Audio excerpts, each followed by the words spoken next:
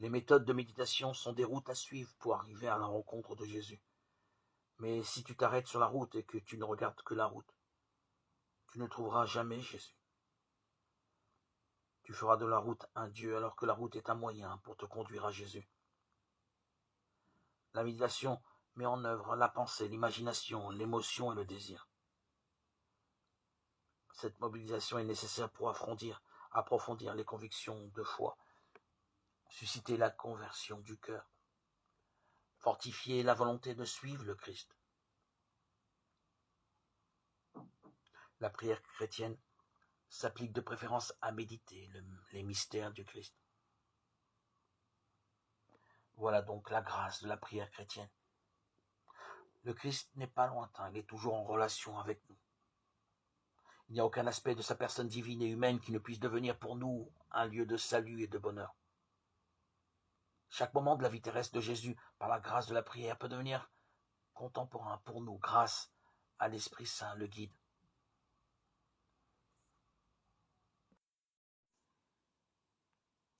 Dieu est pour nous refuge et force, secours dans la détresse toujours offert.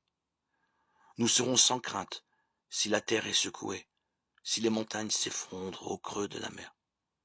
Ces flots peuvent mugir et s'enfler, les montagnes trembler dans la tempête. Il est avec nous le Seigneur de l'univers, citadelle pour nous, le Dieu de Jacob. Le fleuve, ses bras réjouissent la ville de Dieu, la plus sainte des demeures du Très-Haut. Dieu s'y tient, elle est inébranlable. Quand renaît le matin, Dieu la secourt. Des peuples mugissent, des règnes s'effondrent. Quand sa voix retentit, la terre se défait. Il est avec nous, le Seigneur de l'univers, citadelle pour nous, le Dieu de Jacob. Venez et voyez les actes du Seigneur, comme il couvre de ruines la terre. Il détruit la guerre jusqu'au bout du monde. Il casse les arcs, brise les lances, incendie les chars. Arrêtez, sachez que je suis Dieu. Je domine les nations, je domine la terre. Il est avec nous le Seigneur de l'univers, citadelle pour nous, le Dieu de Jacob. Psaume 45. Rappelle à tous qu'ils doivent être soumis aux gouvernants et aux autorités, qu'ils doivent leur obéir et être prêts à faire tout ce qui est bien. Qu'ils n'insultent personne, ne soient pas batailleurs, mais pleins de sérénité, faisant preuve d'une douceur constante à l'égard de tous les hommes. Car nous aussi, autrefois, nous étions insensés, révoltés, égarés, esclaves de toutes sortes de désirs et de plaisirs. Nous vivions dans la méchanceté et les rivalités, nous étions odieux et remplis de haine les uns pour les autres. Mais lorsque Dieu, notre Sauveur, a manifesté sa bonté et sa tendresse pour les hommes, il nous a sauvés. Il l'a fait dans sa miséricorde et non pas à cause d'actes méritoires que nous aurions accomplis par nous-mêmes. Par le bain du baptême, il nous a fait renaître et nous a renouvelés dans l'Esprit Saint.